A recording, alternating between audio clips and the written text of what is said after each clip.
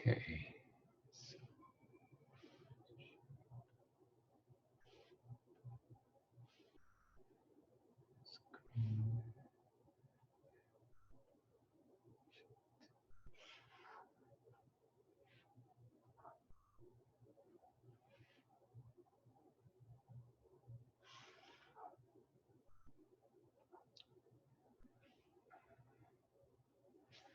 Okay, welcome everybody. This is another lecture on the introduction to computer science. Can everybody hear me? Would you say yes? Okay, good. And maybe would you one more person? Okay, good. So we're gonna continue. So I think today we will finish off these slides. So we'll continue discussing about algorithmic aspect of propositional logic, and especially we will say for certain fragments, satisfiability of some subfragments of propositional logic have a very efficient algorithm. So in fact, last time we covered, so in general, satisfiability is not an easy problem. It is a so-called NP-complete problem, which is usually regarded as a reasonably hard problem in computer science. What I mean by hard problem, I mean algorithmically it's not an easy problem. But we found that for subset of the propositional logic formulas, such as Horn formulas and 2CNF formulas, we can find a polynomial time satisfiability checkers. Also, we looked at 3CNF formula. So that is a bit of a generalization of 2CNF formula. And then we said for 3CNF satisfiability for 3CNF formula is as difficult as satisfiability for arbitrary conjunctive normal form formulas. That is because satisfiability of any formula can be encoded into 3CNF formula in polynomial time. So that is what we discussed so far. And we will move on to the Xcnf today. And also we will talk about the randomized set algorithms called work-set algorithm. Okay.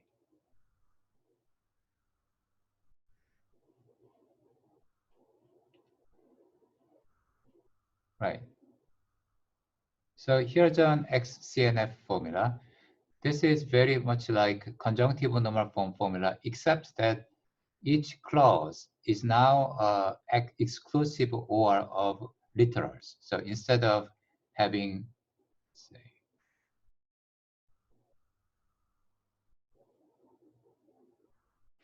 so instead of having the disjunction of literals, now we have a exclusive OR of literals, like P1 exclusive of P3, and negation of P1 exclusive of P2, and so on. So you might feel like, oh, it's not a big deal. We just change OR by exclusive OR. So you your first feeling may be that this is designing algorithm that checks satisfiability for Xcnf is as difficult as designing an algorithm for arbitrary CNF formula.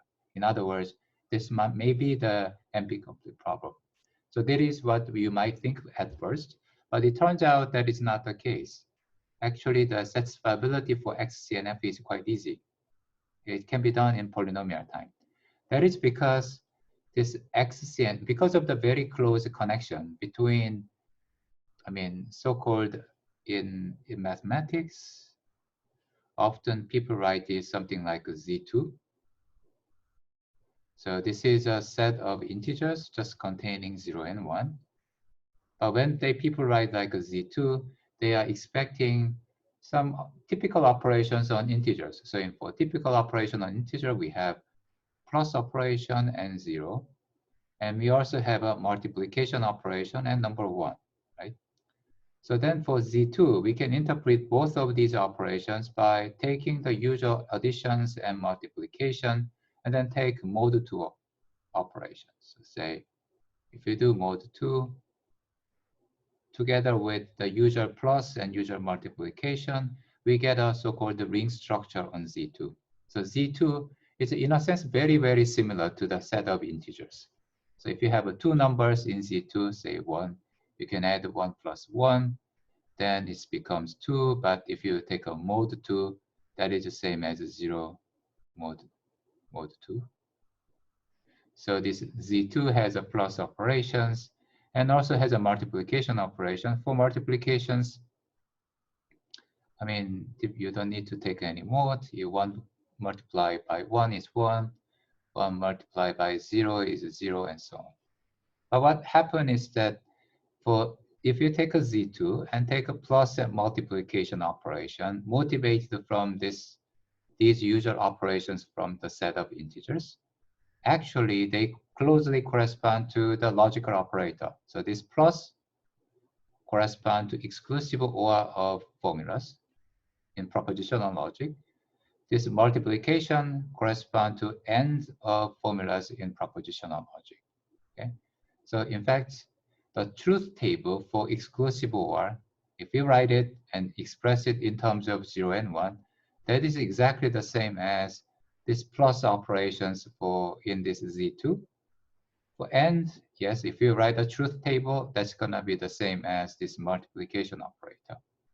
In other words, doing something with AND and exclusive OR is essentially the same thing as doing something with the plus and multiplication of operator on Z2. Why am I saying this? I'm saying this because if you have a numbers and we view the entire logical formula as some kind of something that exists over Z2, then we can rewrite satisfiability of this formula F in terms of set of linear equations. So for the particular formula that you see over there, it can be understood like this. So this formula F is satisfiable. That means for some value of P1, P3, and P2, the value of F will have a value 1. But because everything is a conjunctions, the first conjunct, in order F to have a value 1, the first conjunct should have a value 1. Second conjunct should have a value 1, and so on. The third one should have a value 1. So we can rewrite this constraint, which says P1 exclusive or P3 should have a value 1 in terms of this plus operator, because exclusive OR and plus are essentially the same thing. So we said P1 plus P3, which is P1 exclusive OR P3 should have a value 1. The second, another interesting bit about the Z2 is that negations can be expressed as in this Z2,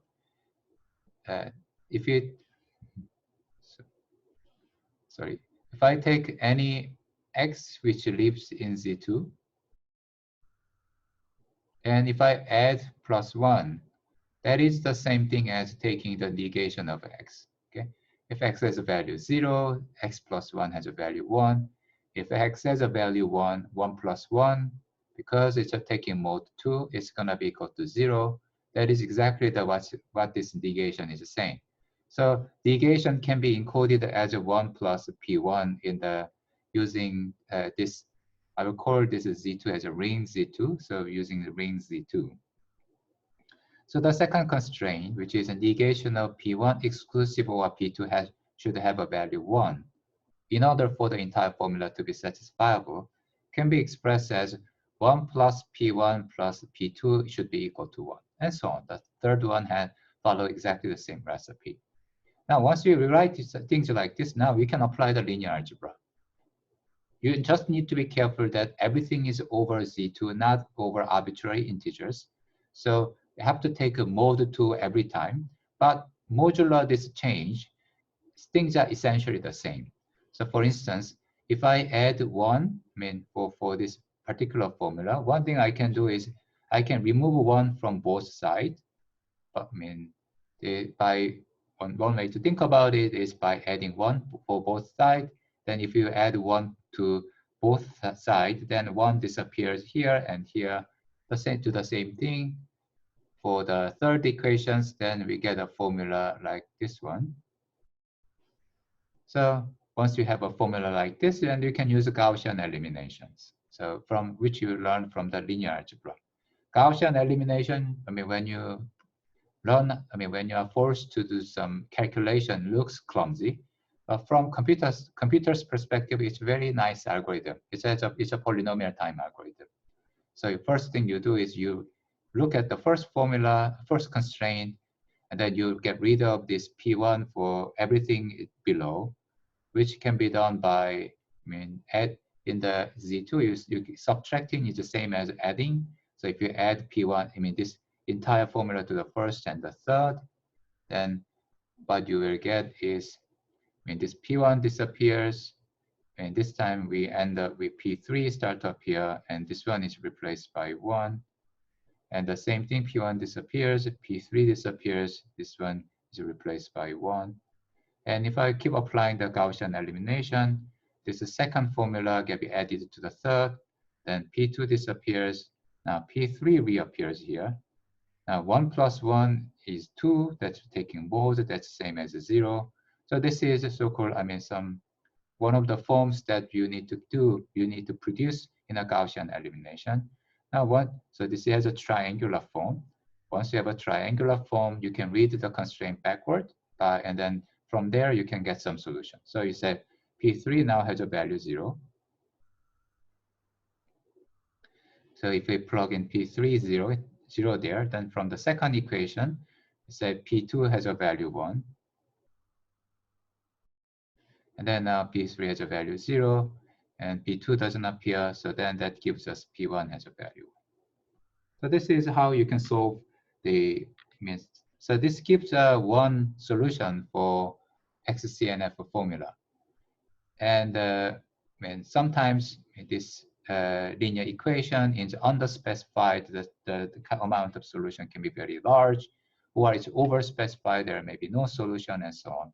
But anyhow, applying this Gaussian elimination that you learn from the linear algebra, you can classify, kind of come up with some representation for all the solutions of this space, okay, of the formula F, from which you can check the satisfiability.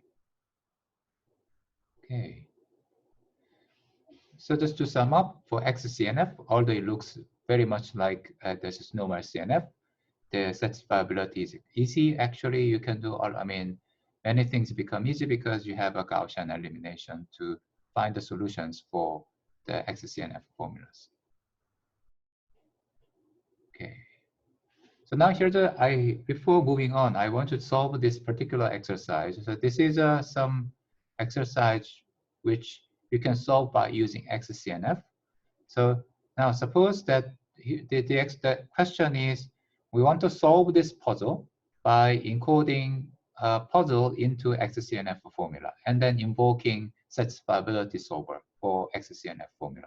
We know that Xcnf formula has a polynomial time satisfiability solver. By invoking it, we can solve this type of puzzles. So the puzzle say the following.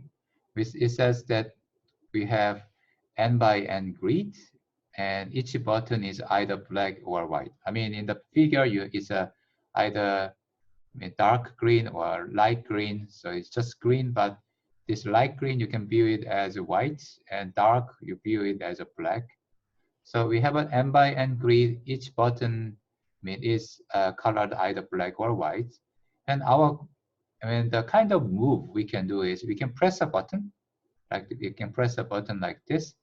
If we press a button, each color and the color of all of its neighbors, so the neighbor is this guy and this guy, their color of these neighbors will be changed, will be flipped. So all these three were black, so now become white. And then if you press the button on the top, then its neighbors are these guys, and their colors will be flipped. So these black guys will become white. These two black guys and these two white guys will become black, and so on. So what this puzzle asks us to do is find appropriate sequence of button pressing so that we can convert the initial configuration of this board into a configuration where everything is white. So that is the problem. And sometimes this kind of move is possible. We can actually come up with a sequence of button pressing that will convert initial configuration into the one where everything is black. But sometimes it's not possible. So we want to figure this out, and then we want to do it by encoding this problem into Xcnf formula. Okay, so this is a puzzle I want you to solve. I will, if you, would like something challenging, don't look at it further. Okay, so you just start from there, solve this puzzle. Otherwise, I will give you some hints, which is you can see in the next slide. So these are the 2 hints, and then look at these hints and then try to solve this problem. Well, assuming that you are given n by n grid where some of the buttons are black and the rest are white, try to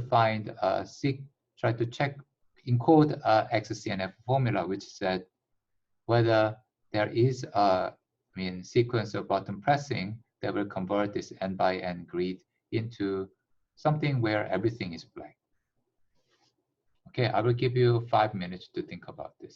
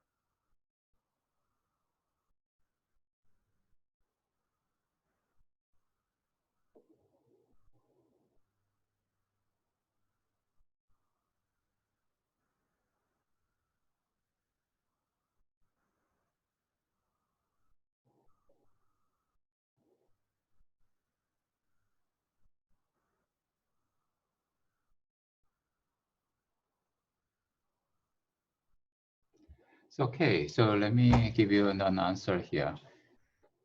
So let's erase this. So then most of these kind of problems, the key step is to actually the hint to, I mean, this is the key step, which is how to introduce propositional variable, and then which means something to the given problem.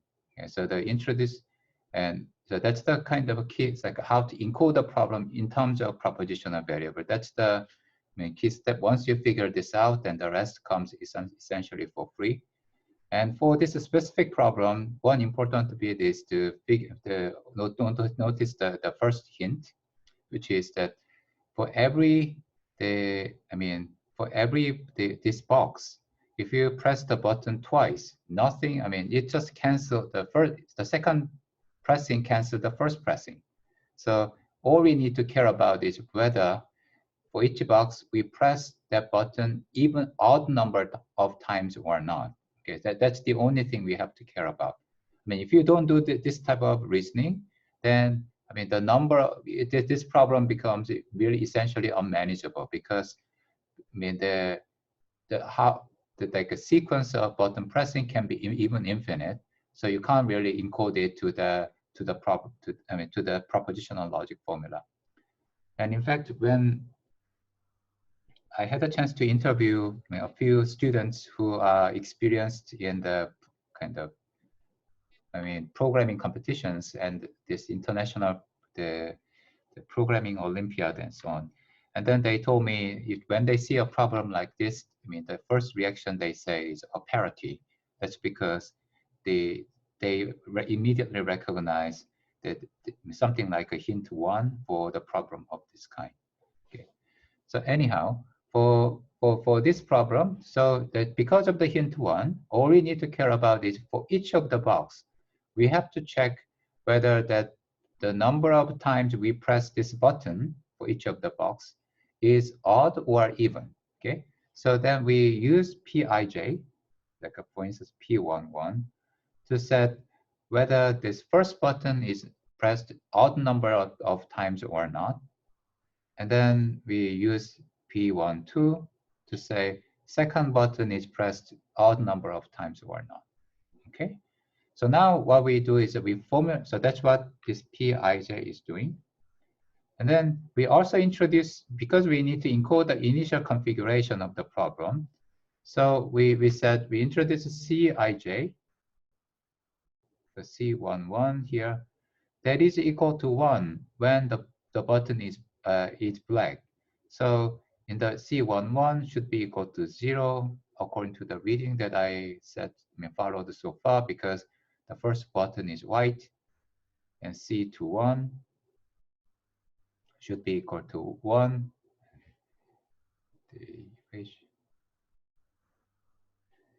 So right, the C21 is equal to 1.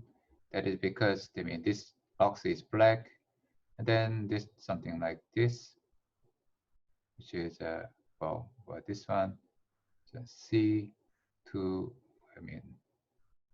1, 1, 2, 3, 4. 2, 4 is equal to 1 because it's black and so on.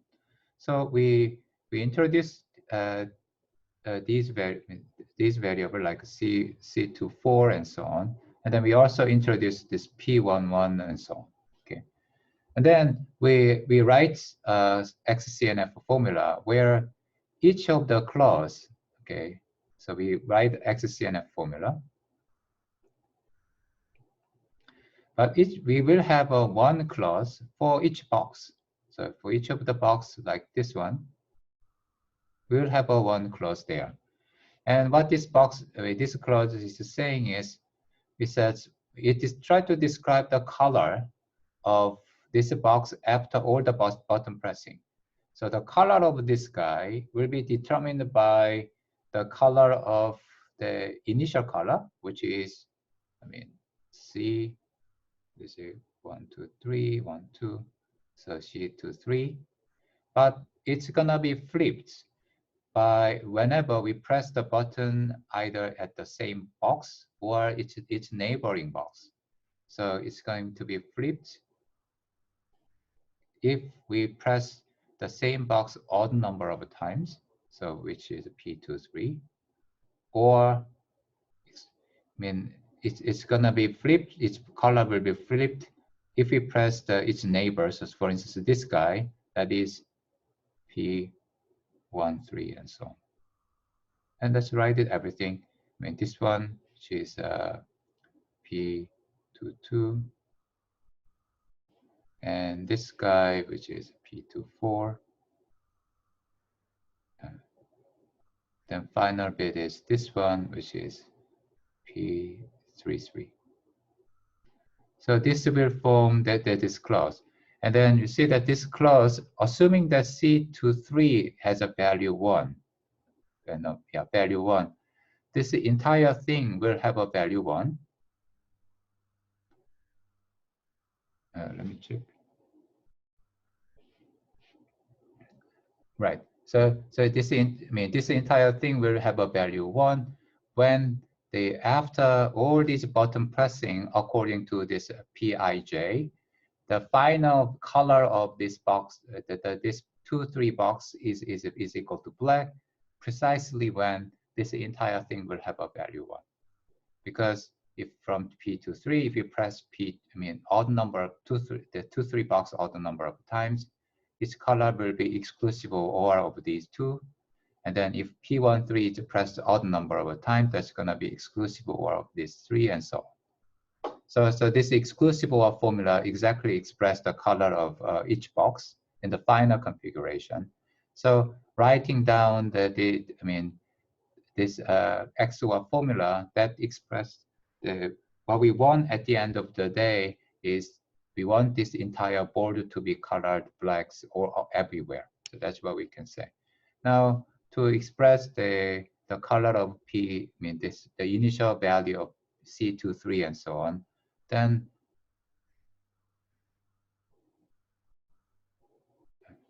so we can write this, say if C23 is initially black, then when we can say C23 exclusive of OR 0. So that's, this one is true precisely when C23 is equal to black. So by writing another exclusive OR formula, then we can express the initial configuration. So one clause for each of the box in the final configuration, one clause for each of the box in the initial configuration. If you do so, then that can be, can encode the problem that we are given. And now if you call the satisfiability solver for this entire formula, the solver will check for us whether there is a possible way to convert the initial configuration into the one where everything is black. And even further, because we are using this Gaussian elimination, a solution from the Gaussian elimination is in a sense a strategy for solving this problem. Okay. Okay, let's move on to the next topic. So the final topic of this lecture is a work set algorithm. This is a randomized algorithm for checking satisfiability. And right. Okay, so the algorithm works like this. Let's go directly to the algorithm. The algorithm does satisfiability check for Xcnf Formula F. So it's a conjunctive normal form formula F. And it's pretty simple algorithm. Okay, you first check whether the formula, so suppose the formula F contains, so let's write formula F like this. So formula F is of the form P1 negation of P2 and negation of P1 or negation of P2, P3, and P3 or negation of P3, negation of P4, or negation of P5. Suppose we have a formula like this. Then we have P1, P2, P3, P4, P5. So we have a 5 propositional variable in this formula. So what this algorithm does is that it initially set values of these 5 propositional variables randomly. Okay, let's say it randomly pick one, but it happened that everything is 0.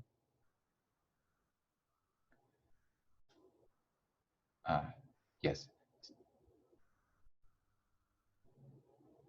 So I think this is not a good example because in one go,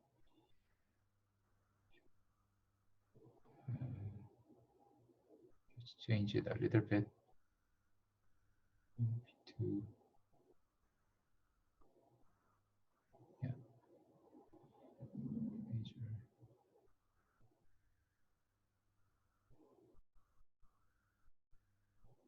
Okay, so suppose this is a formula that we have, then everything is set to 0.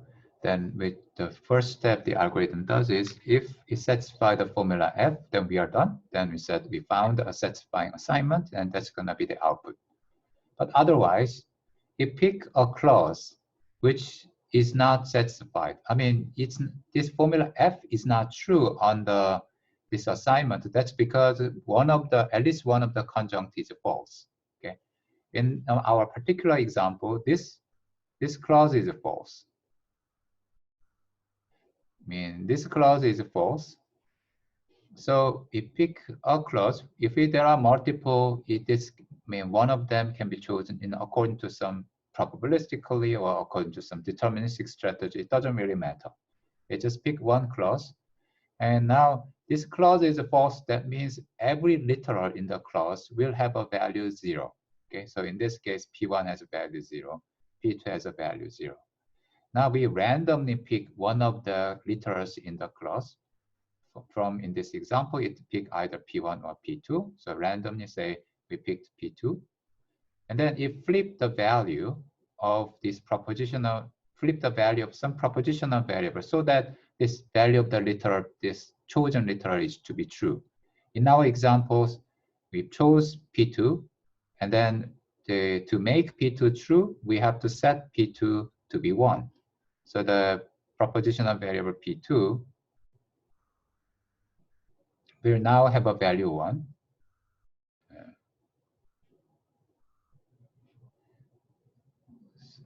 So we'll now have a value 1, and then we iterate. So afterwards, we go through the loop again. Then if you're in the loop, we check whether this assignment that we have satisfies this given formula f. In our case, this formula f is true. This is true. This clause is also true, and so on. So we said, okay, we found satisfying assignment. That's the output. But this process may fail. We are lucky in our examples, but in a very difficult formula, this random flipping may not give us the satisfying assignment. In that case, it just repeat this while loop again and again. And then but there's just some fixed number of times that this retry will happen. So that fixed number of times is determined by R. Now, after R times, say R can be 100. So if 100 times we couldn't really find the satisfying assignment, then this algorithm just stop and return unset. Okay, so that's how this algorithm works. Then one thing that you can immediately notice is that this algorithm is, in a sense, only partially correct. So let's try to do case analysis about the formula that we have. If for a given formula f, that's an input formula for this randomized set solver workset algorithm. This formula may be unset, it's not satisfiable, or it may be satisfiable. There are two possibilities. But if the formula f is unsatisfiable, this algorithm is guaranteed to return unset. So it will never say this formula f is satisfiable in this case. So this case is always correct. So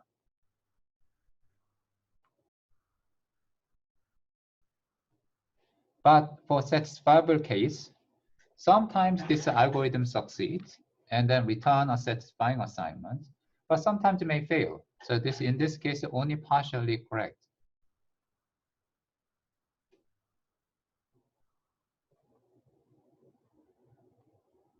By partially, I mean the probabilistically correct.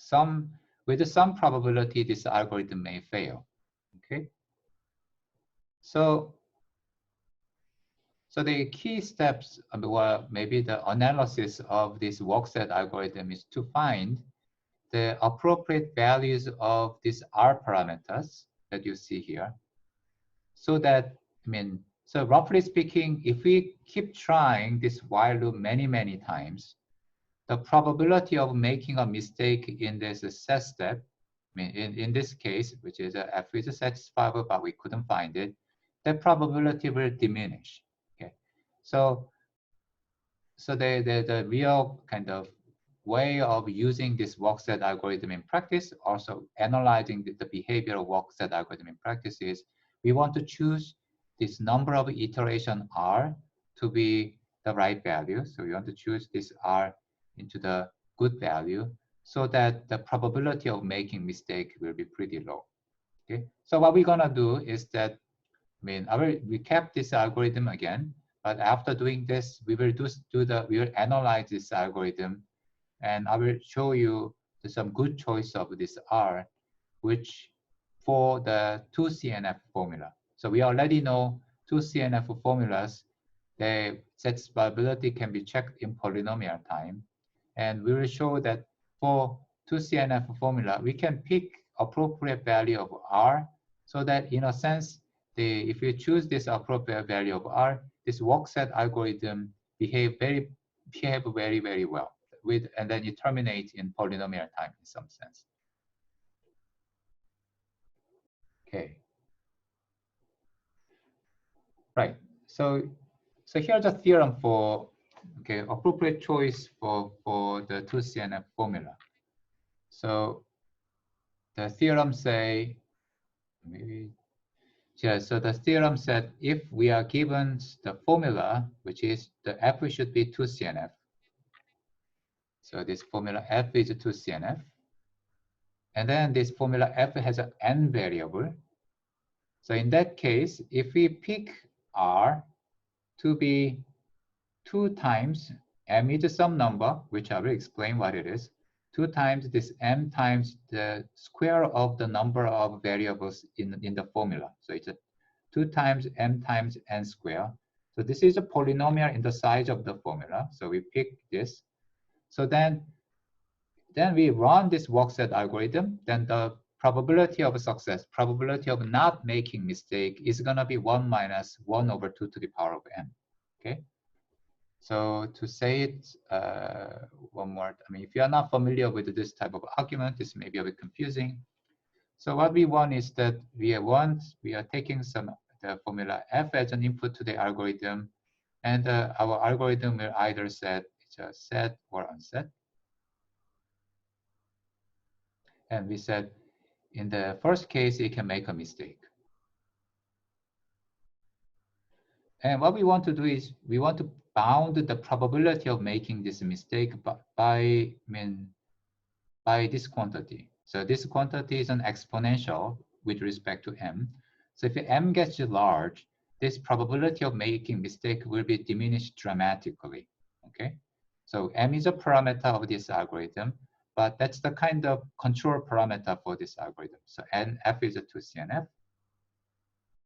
It has n propositional variables. And then what we want to do is we want to bound the mistakes by the probability of making mistake by 1 over 2 to the power of m. So we want to make it as exponentially small.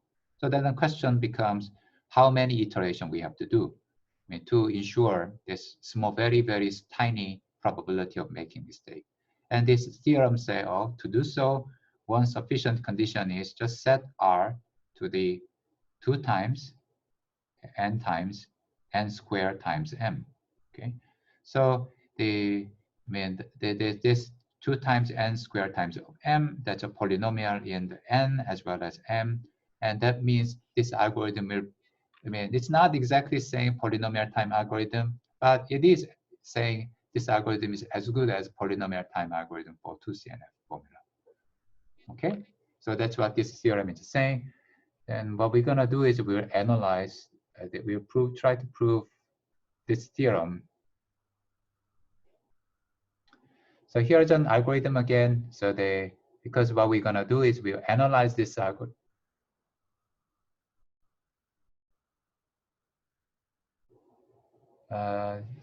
The Changon asked me, is there evidence to choose the values uniform? So there are, I mean, I think you are maybe, Changon is curious why we are choosing each literal uniformly in this algorithm. There is no, I mean, specific reasons. I think if for specific case, maybe if you find a better strategy, for instance, this algorithm is a bit silent about specific strategy of choosing unsatisfied clause. Also, it take a uniform random choice among our literals. So if you change, I mean, maybe for some specific case, choosing following the different strategy might lead to a better algorithm. Okay, what I mean is, so I'll explain what it is, but these two steps can be modified. If you choose modify these two steps, they might lead to a better performing algorithm in practice. Now, this uniform choice, on the other hand, allows us to prove some theoretical property about this algorithm. Okay, let me tell you of this algorithm again. I mean, this is not necessarily expecting, I mean, this algorithm works for arbitrary CNF formula, okay? But we will analyze the behavior of this algorithm with two CNF formula. Because, I mean, for general CNF, we can't really prove any strong properties about this. So for this algorithm, input is any CNF formula F with n variable and repetition parameter R. And then so these three things, formula and the repetition parameter R are given. Once it's given, it's the first step of the algorithm is you kind of randomly choose assignment. By randomly, I mean uniformly at random. This can be changed. It doesn't really affect the theoretical analysis of the algorithm. Okay. In practice, perhaps one might want to use something other than uniform, but uniform is okay.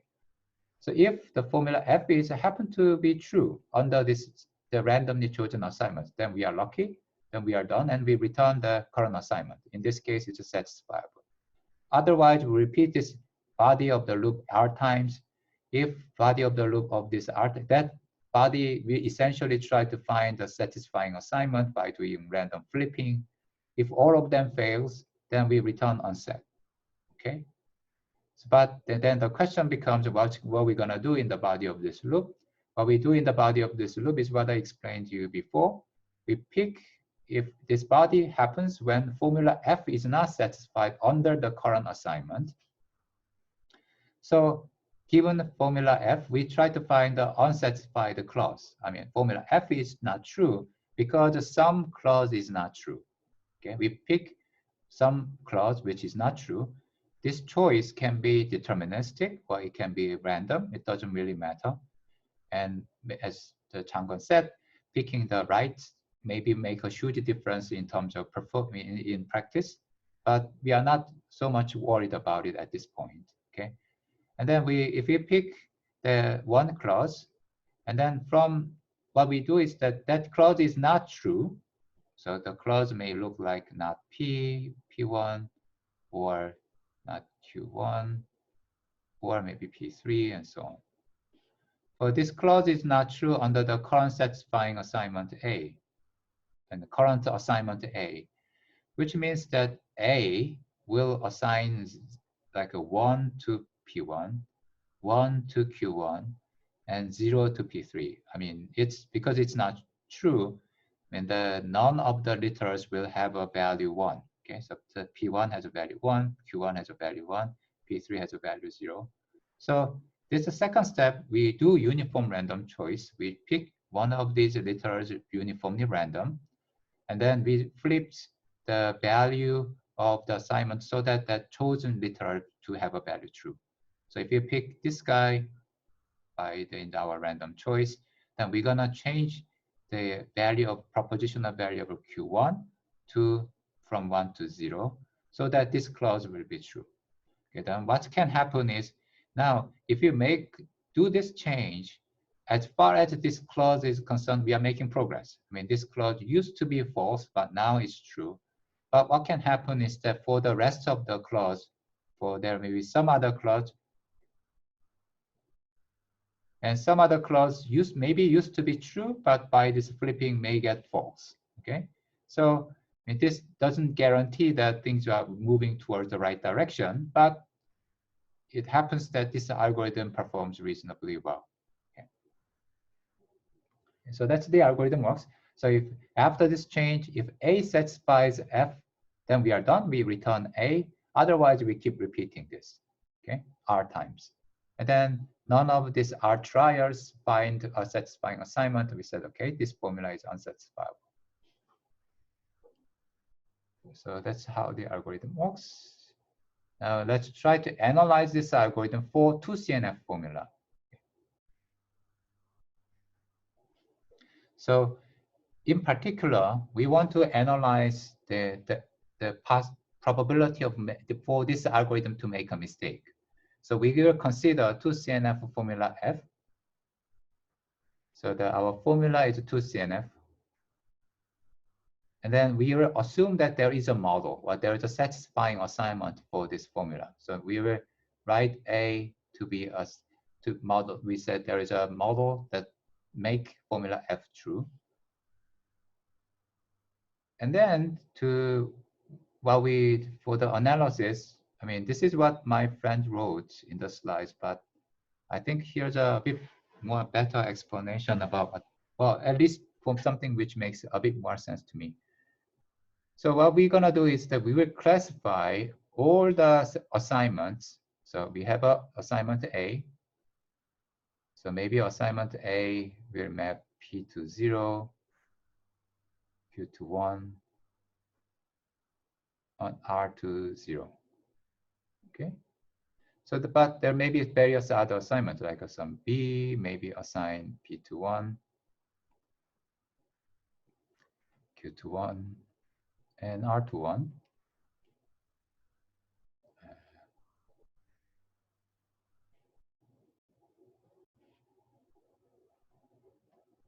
And then maybe there is some other assignment where it maps P to 1, Q to 0, and R to 1. And so on. So there are 8 of this type of assignments. And then we introduce the notion of distance. Okay. From any assignment to the assignment A, the distance means how many the variables will have a different value. So distance between distance from B to A is gonna be 2 because the value of P is different and value of R is different. So the distance is going to be 2. For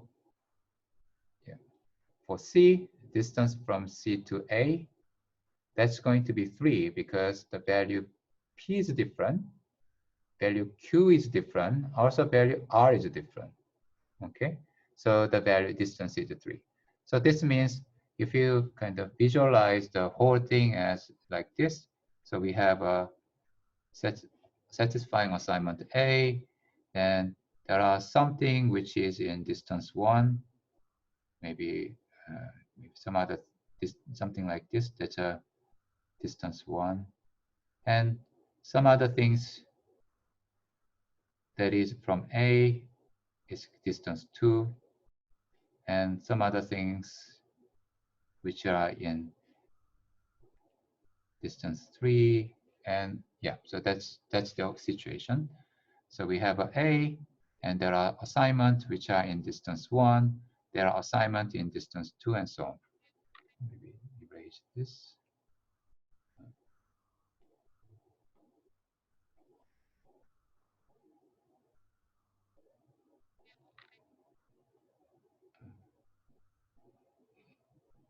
My picture is not very good, but okay, so we know that this B lives here, and we know C lives here, and so on. Okay, so we classify all these things, and then we are thinking about if we run our algorithm from C, okay, and then we suppose instead of fixing R, let's say we run this algorithm for very, very long time, okay? And so instead of fixing this R, we keep running it again and again and again. So if we do so, then maybe it might run forever, or maybe it will find a satisfying assignment and it terminates. Or if you find the satisfying assignment, but the satisfying assignment might be exactly the same as A. A satisfies our formula. So if we run our algorithm from C, so it may change this the value of the C from something which is a bit closer to A, or maybe that should go back to this one that it has a bit further.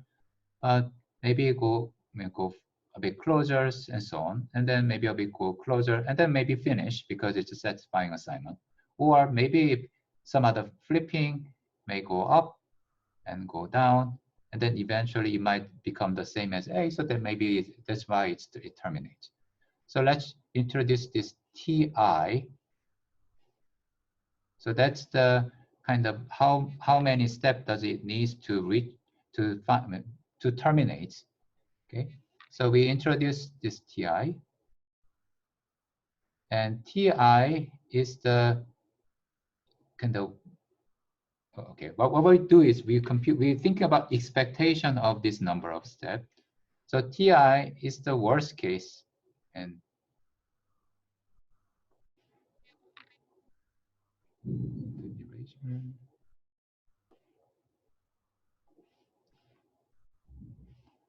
so TI is maximum of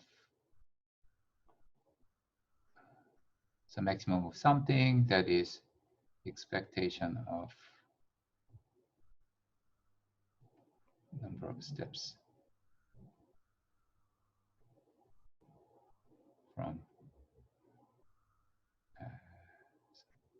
C such that for distance of C to A is equal to I.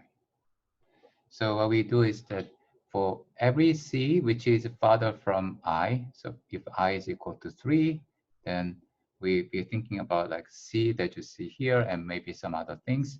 So every assignment that is further from A with distance I, we think about how many steps does it take to go from C. When we run this algorithm starting from C, instead of arbitrary initial assignment, we start from C, we run the body of this, the algorithm, the loop of the algorithm again and again and again. Then it may terminate in some of the execution. It may go on forever. So we will have a different numbers of the number of steps, okay? And for each of these different number, we compute, we take their average according to the probability. So that is what this expectation is saying. So this is an expected number of steps when we up to terminations when we run an algorithm from the assignment C. So I think maybe I have algorithm slide.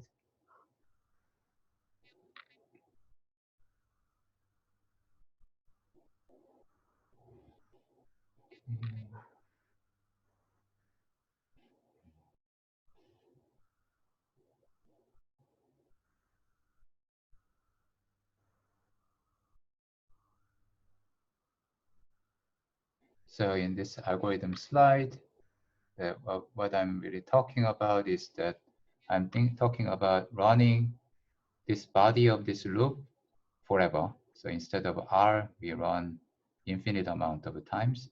And then our starting point is instead of any arbitrary random, we start from C. See here. So this is big mess, but we are going to start from C. So that's what this formula is trying to say. So this formula is to try to say here. We start with a C, and we run this body forever until it terminates by hitting this case.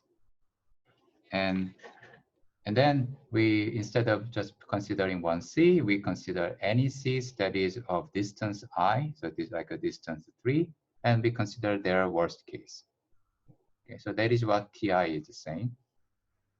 And let me erase this. Okay, so here's one thing I want you to prove.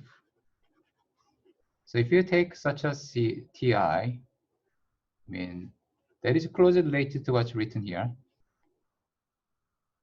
So, but it satisfies this following property, which is if we T0 is gonna be equal to 0, because I mean T0 means that we are the B C or B that we've chosen here is exactly the same as the satisfying assignment A. So if you start with the satisfying assignment, it will just terminate. It's not going to go into the loop at all. It will terminate. So that this number of steps that we will have in that case is equal to 0. Otherwise, if Tn, that means we are starting with some satisfying assignments, which is different from A everywhere, okay? So then the worst case average execution time from Tn is gonna be actually bounded by,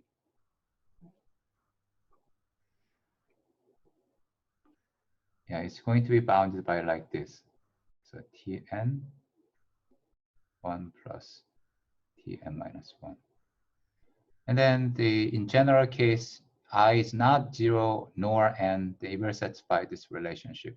So now here's an exercise I want you to do. I will give you 5 minutes so that you can try to prove this theorem. So try to prove this relationship.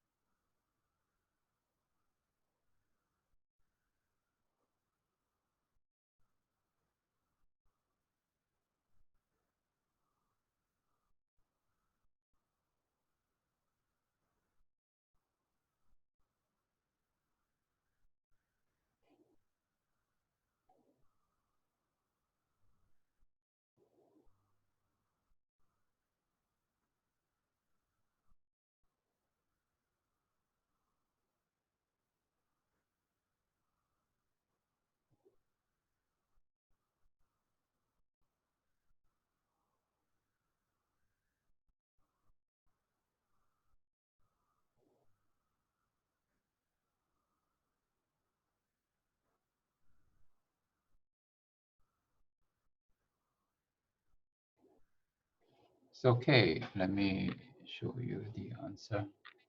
So I'm not going to give a proof in the sense of mathematics course, but instead I'll give you some idea about how the proof can proceed.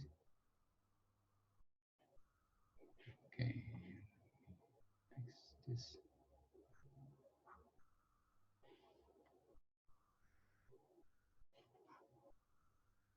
Okay, okay.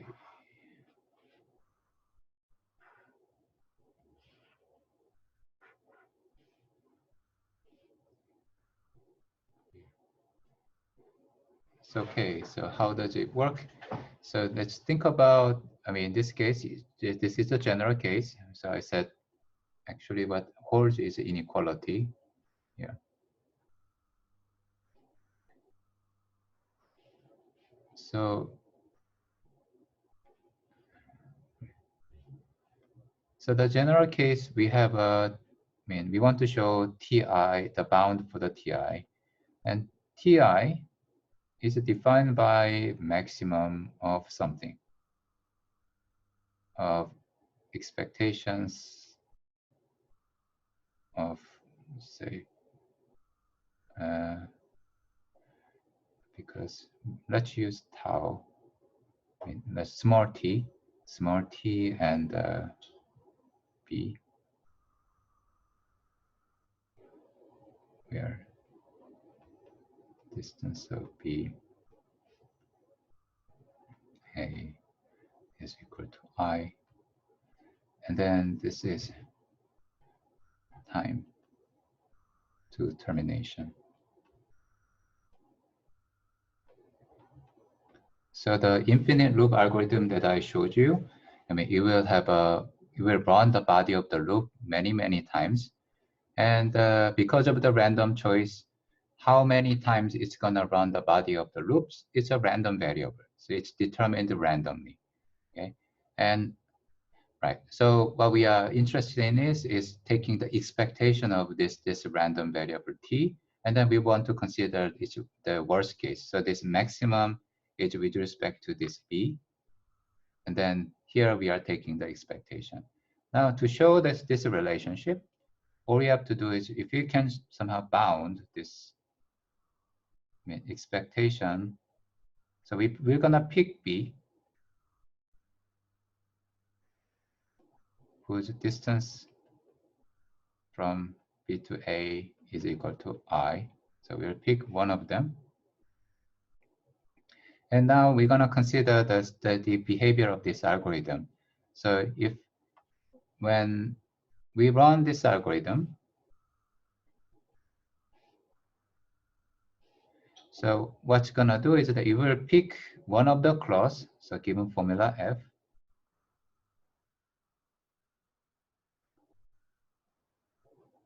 so we'll pick one of the clause. So we'll check this formula f under b, and b doesn't really satisfy this formula f. So that's why we didn't really quite finish and run the, so either this algorithm program terminates, so then there's nothing to be proved, because that means in that case, this t, so this program terminates, or if I mean, in that case, that case is quite easy to deal with. The more difficult case is the program doesn't really terminate. So when the program doesn't terminate, then there is a clause which is not true under B. And so and because now our formula is 2CNF, is contain two literals, something like not P or not Q. That's not true under B, okay? So because it's not true, that means the first literal will have a value 0. Second literal will have a value 0 under B. On the other hand, this formula f is true under A, because A satisfies f. So that means at least one of them will have a value 1 in the formula A, okay? I mean, under the assignment A. So either we have a few cases. Under A, we have not P is equal to 1 and not Q has a value 0 under A. Or we have another case, which is more precisely, this is what's happening.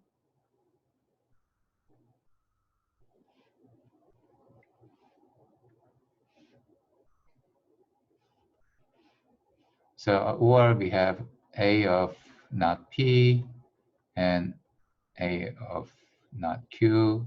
Both of them has a value 1. The third case is A of not P has a value 0. A of not Q has a value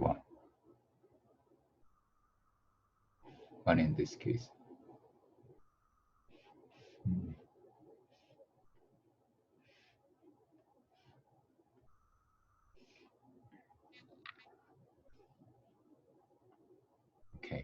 So that is the case. So if we choose one of these unsatisfying assignments, an unsatisfying clause in the unsatisfied clause in the algorithm, so then what algorithm will do is it will take one of them randomly and flip a coin, one of them randomly, and then flip its truth value. So suppose change the truth value is this guy. So the truth value is gonna be changed from 0 to 1. Okay. When truth value is changed from 0 to 1, then what happens is we will have a few possibilities. The one possibility is that if A was this case, then the distance between new B prime and A will be small. It is the same as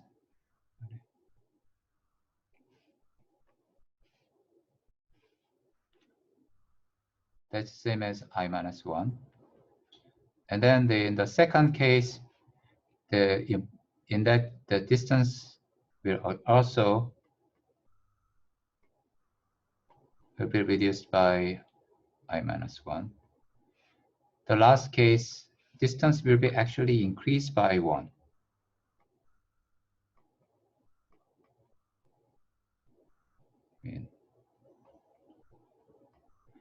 And then because one of them is, so this happens with half of the probability.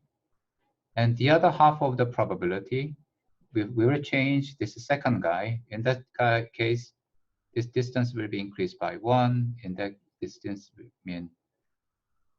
distance is again decreased by 1. In this case, distance will be decreased by 1. Okay. Now, by combining all of these observations together, what this observation says, initially we start with B. Either this algorithm terminates at the current state, or it switches into either with half and half probability. It goes to the due situation B prime, whose distance from A is I minus 1, another half is I plus 1, or the distance is always decreased by 1, and so on. So there are three possibilities. Terminates 50-50%, the distance will be increased by 1 and decreased by 1, or always the distance is decreased by 1. There are three possibilities. Now, for all these three possibilities, if we take expectations of all these three possibilities, and then we write their worst case and formulate what's happening in terms of this quantity Ti, this Ti that we talk about here, then we can show this expectation of T beta is bounded by 1 plus T I plus 1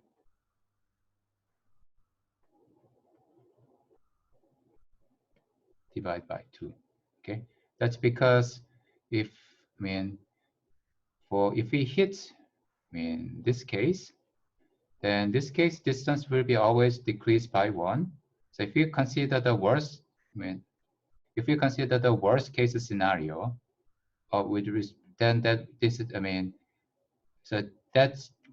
so the worst case scenario will be bound, in that case will be bounded by 1 plus T I minus 1. But then the quantity that we wrote over there is larger than this worst case scenario. And the last case is directly, that really correspond to the one that I wrote on this line. Okay, yeah, it's not really a mathematical proof, but the point I'm making is that if we start with some B, which distance is equal to I, and from that B, we run the algorithms, then we are in one of the three, actually 4 cases. The first case is it terminates. Second case is this guy. The third and fourth case. In all of these cases, if we consider all of these cases and then take an expectation, then we can show that this expectation of the execution time is going to be bounded by this 1 plus Ti plus 1 plus ti minus 1 divided by 2. Okay. So that's how, I mean, if you kind of formally rewrite, so I think we have about 5 minutes. So maybe we're saying a bit more is better instead of rushing. And let me just go a bit more detail about here. Okay. So so this is the possibility. Then well, let me say this. So I said, I mean, the real case analysis is if B satisfies F, then TB is always equal to 0. Therefore, this expectations of TB is going to be bounded by the one that you see here. Okay. So then the second case is this algorithm chose this entity, and then the second case is let's consider number 2. So this is the number 2.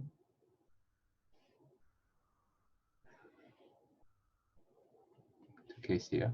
In that case, after this algorithm, B will be changed into B prime. We don't really know what exactly B prime is, but we know that the B prime, the distance between B prime and A is going to be I minus 1 in this case. So what we know is expected, and then from expected execution time from the T of B will be bounded by one step that we run from this algorithm, and then some steps that we need to reach from B, to run this algorithm from B prime. B prime is gonna be randomly decided, but we know that this is always further from A with distance I minus 1. So if you take the worst case of all of this, such B prime, that is what Ti minus 1 is saying. So this one is going to be bounded by Ti minus 1. And although I didn't really show it, so T is an increasing functions. So if we replace half of Ti minus 1 by half of Ti plus 1, so then we get the bound on the top. Now the third case, that corresponds to this 1 and 3 that I wrote here. This and 3 that I wrote here. So in that case, from B, we go to some B prime and B double prime with probability half and half. And the distance between B prime and A is I minus 1. Distance between B double prime and A is I plus 1. Okay, so then what can be done is this expected execution time of TB is going to be 1 because it takes one step. And then with half probability, we go to B prime. Expected execution time of T of B prime. And another half probability is an expected execution time of T B double prime. And then the worst, because this B prime is further from A with I minus 1 step, B double prime is further from A by I plus 1 step. If you add all these numbers together, then because the worst case is expressed by Ti minus 1, Ti plus 1, this is Ti minus 1, and this is half of Ti plus 1. Okay, so that is a bit more kind of thorough description, kind of proof about why, this inequality is true there. Okay. So you can prove by doing the similar argument, you can prove something like this. So I think the time's up today. So I will continue and finish off this section and move on to the to the next slides. I mean, the next topic on Wednesday. Okay, so as usual, I will stay about 5 more minutes. So if you have any questions, ask me. So it should be like a mathematical proof. So it doesn't have to be like, Changan asked me how much mathematical rigor. I think the most of the proof that's written in the, required in the homework, what I'm presenting now in the algorithms is different. We are not really asking like some proofs about the behavior of the algorithm in the homework exercises. So try to be like solving some homeworks from mathematics course. So that's what I encourage you to do in your homework. Okay, so that's it today. I'll be here for about 5 more minutes.